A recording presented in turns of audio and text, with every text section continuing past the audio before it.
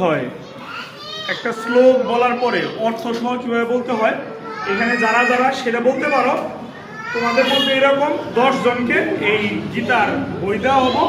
এই বইগুলা বাসায় নিয়ে যায় ভালো করে মুড়ে রেখে দরকার নাই, এমনি যে পড়ার বইটই রাখো ওইখানে একটু যত্ন করে রেখে পড়তে হবে, একটু পড়ো, প্রতিদিন না পড়ো, প্রতি সপ্তাহে পড়ো, কিন্তু একটা করে শ্লোক অন্তত পড়ো। দরকার পড়ে বাসায় বড় যারা আছে তাদেরকেও একটু পড়া শোনায়।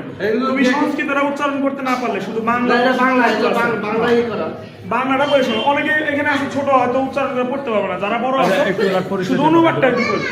আর উনি কাছে হলো রাজীব সাহা, আমাদেরই প্যারিস পাড়ার, আমাদের পূজা মন্দিরেরই যে আমাদের দুর্গাপূজাটা করি বড় করে ওই কমিটিরই উপদেষ্টা, আমাদের সাথেই সম্পৃক্ত। গীতা জয়ন্তীর দিনই বইগুলাই করা হতো, কিন্তু ওই শুক্রবার ছিল না, যার কারণে আপনারা মনে করেন যে ক্লাসই করতে পারেন নাই, মানে আমরাই করতে পারি নাই, এই জন্য আসা সম্ভব হয়নি। এই বইগুলাই রাজীব দাই এই বইগুলা দিছে আমাদের। তোমরা ভালো করে পড়লে আরো বই দেবে, আর তোমরা আরো বই পাবে। আমি তোমাদের বলি 10টা নিয়ে আসছি, তোমরা আরো আসো। আজকে যারা ভালো করে 10 জন, তাদের 10 জন দেওয়া হবে। আবার নেক্সটে যদি ভালো করো তাদেরও দেওয়া হবে, সবাই দেওয়া হবে। কেউ মন খারাপ করবো না যে আমি পাইলাম তো সবাইকে দেওয়া হবে। জাস্ট এটা পরীক্ষামূলক, কে ভালো করতে পারে তাদের জন্য 10টা।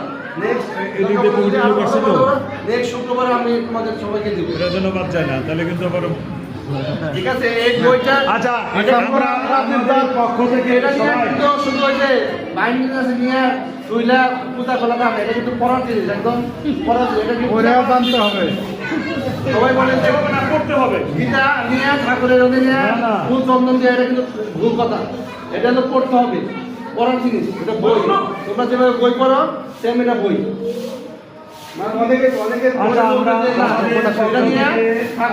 ঠাকুরের এলাকা নিয়ে রাখো, ফুল চন্দন দাও তা না, এটা তো জাস্ট বই। গীতাটা হলো আমাদের হিন্দু ধর্মের শিক্ষাগুরু। এটা শিখতে পারলে তোমরা হিন্দু ধর্মের কোরআন শরীফ পড়ে, ছোট ছোট বাচ্চাদের কোরআন শরীফ পড়ে, এটা চেন। এটা আমাদের হিন্দুদের কোরআন শরীফ করতে গেলে এটা পড়লে তোমরা সব কিছু শিখতে পারবে। এর মধ্যে সব কিছু আছে, চলা ফেরা, কথা বলা, তোমার গীতা ক্লাসের পক্ষ থেকে আমরা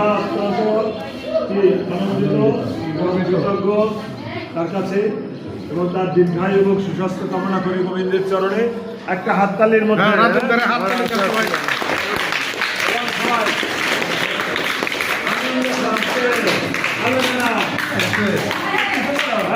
তিনটা পেশা